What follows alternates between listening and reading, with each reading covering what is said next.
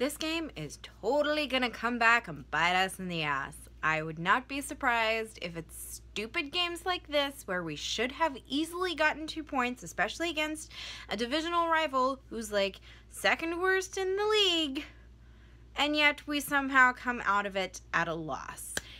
This is in no way surprising to me. We haven't played in about a week. We had our bye week, and we are not very good after too much rest, ironically enough. And also, we play down to teams that aren't very good.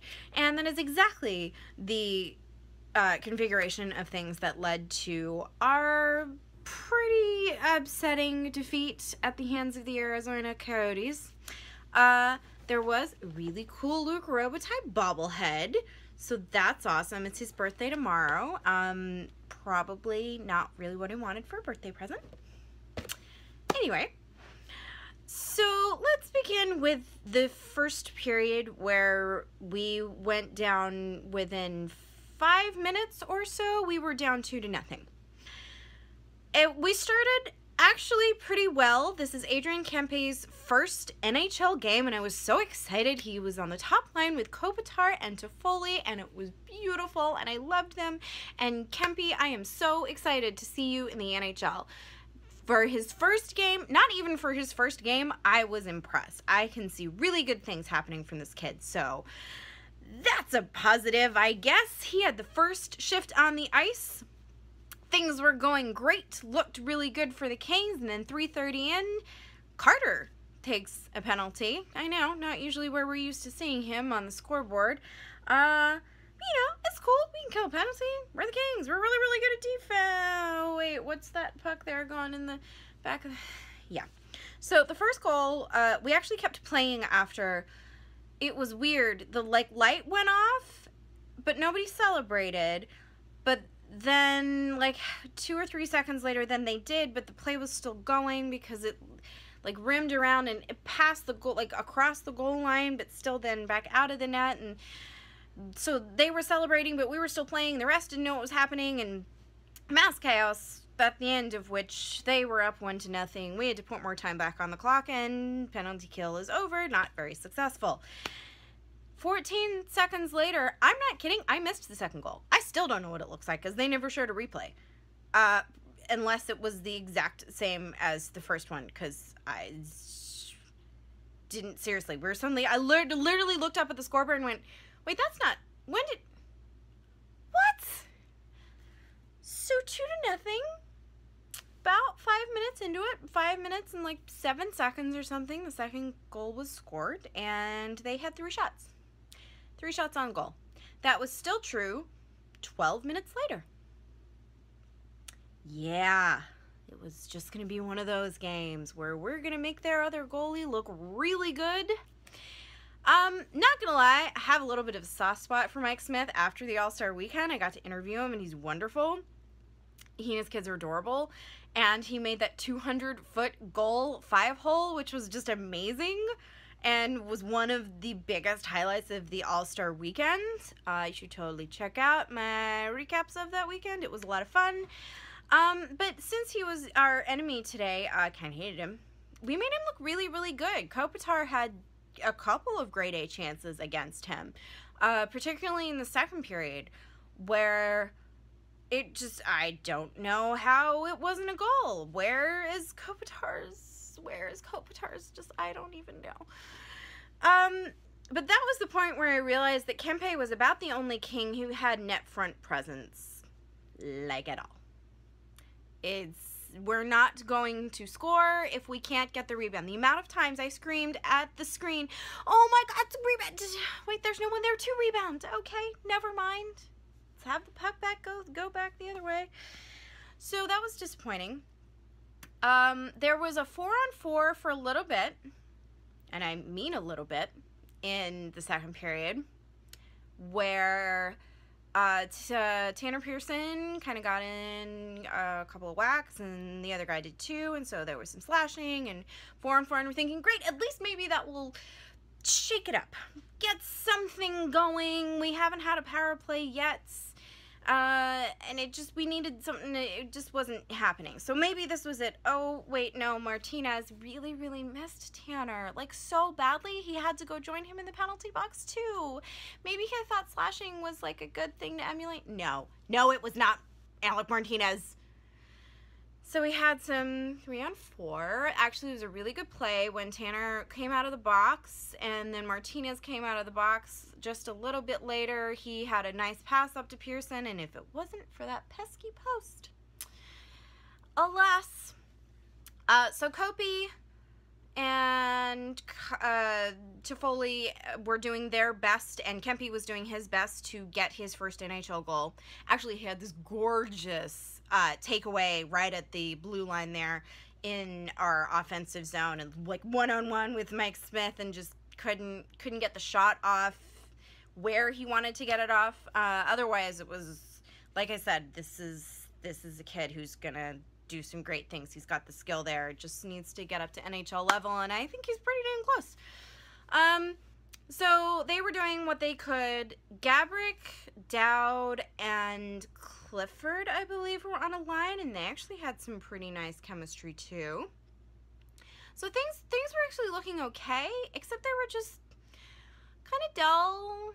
You know, it was those things where, oh, there's some good chemistry to get it into the zone, and then we're there, and I don't really want to finish the play, so it's cool. At one point in the 4-on-3, there were 2 points, actually, immediately following each other, where I was like, oh, yeah, this is going to end up in a goal, because Trevor Lewis didn't take that, like, half step longer to get to the puck and could have cleared it literally twice in the space of about 15 seconds. I was like, oh, my God, just, like, try. So it was clearly they were getting their hockey legs back, and they actually got them back in the third period. So it's 2-0. And then, what was I saying about going to the front of the net there? How does that work? Carter makes the pass or the initial shot there, and Tanner Pearson clears out the rebound, and hey! 2-1 now. This is looking more like a hockey game. There is plenty of time left for the Kings to, oh, that's right, do exactly what the Kings do and immediately give up a goal on the other side. So it's 3-1, not 2-1. Yeah, that was frustrating. That was Martinez there with a terrible turnover, leaving this guy completely all alone right by Budaj, and Budaj doesn't have it. Sutter actually said by the end of the game that Budaj probably wished he had 3 of those 4 goals back. I don't think he's wrong. I love Budaj. He's been very great to us, but this was not his finest game, and that theme is going to continue.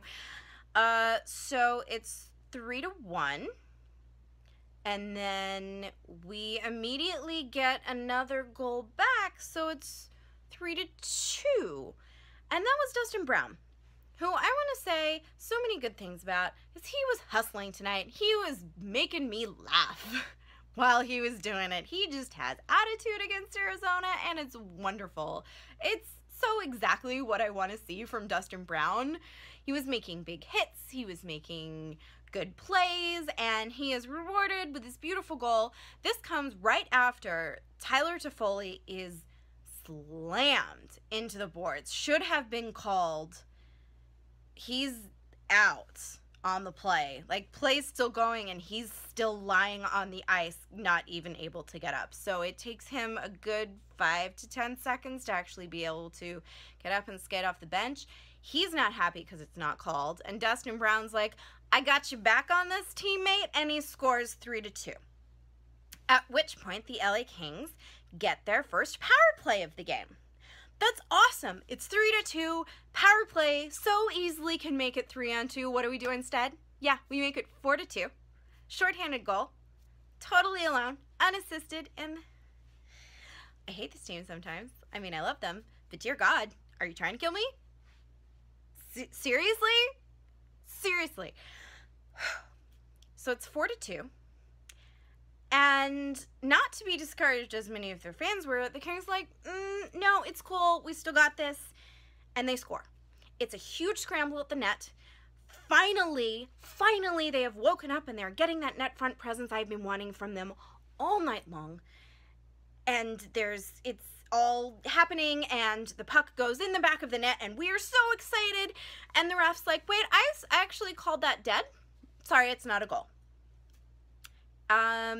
Yeah, when you look back on the replay, the puck was not dead. I don't know if I have any good angles of showing the puck was not dead, but it was not dead. It was so clear to everybody in the stadium, to everyone on the Kings team, to Doughty and Kopitar. They were arguing with the ref really hard for that, because it should have been a goal and it would have been a momentum changer. Jim Fox was all over the broadcast talking about how much of a bad call it was. You can't... Okay, I'm not going to go on, because it wasn't that alone that lost to the game for the Kings. They did that pretty well themselves, but with 4 or 5 minutes left, a power play goal, especially after having just given up a shorthanded, a goal that should have been ours, really could have changed the tide of the game. Instead, it just kind of riles everybody up even more, and they've been riled up all game. The amount of times there have been, after the whistle, behind the net scuffles that weren't called,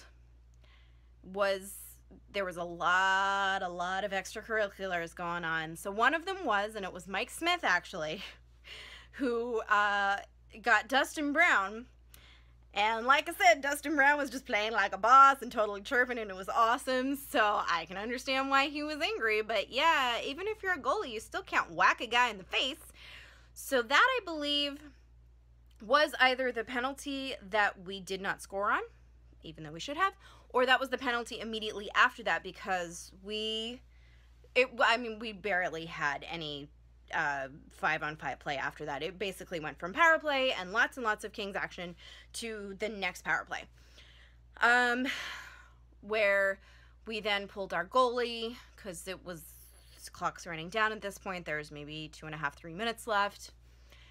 Sure enough, instead of doing what it's supposed to do, it does what has happened pretty much every time the Kings have pulled a goalie, which is they score an empty net goal, so it's 5-2. And there's no coming back from that. Bless Tanner Pearson's heart. He tried. 22 seconds left. He and I think Brown and Carter all combined to get our last goal of the game, and Tanner Pearson was pretty much all over the ice tonight. He and Carter make a really good team. I enjoy seeing them together as well. Like I said, we had some really solid lines, and there were some really good things, except we just didn't show up for the first 2 periods. We didn't finish. We were sloppy. Doughty was doing everything he could, and Doughty's just a boss when he wants to be, and he was tonight, and that is beautiful. But that cannot carry a team. There's so many things that the Kings need to clean up, and now we've had our game back. We're back in it. Let's hope that their next game on Saturday, they're better at finishing their important plays there. So yeah, 2 points against a divisional rival we really needed and don't have. Keep us out of a playoff spot. Never fear, there are still games in hand. It's still possible. Just a little less of what we did tonight and a little more of actually, playing hockey. But it's cool. There are still good things. There's a cool Luke thing, and of course I'm gonna leave you with everybody's favorite, Chris Sutter dance cam. He was on point tonight, guys.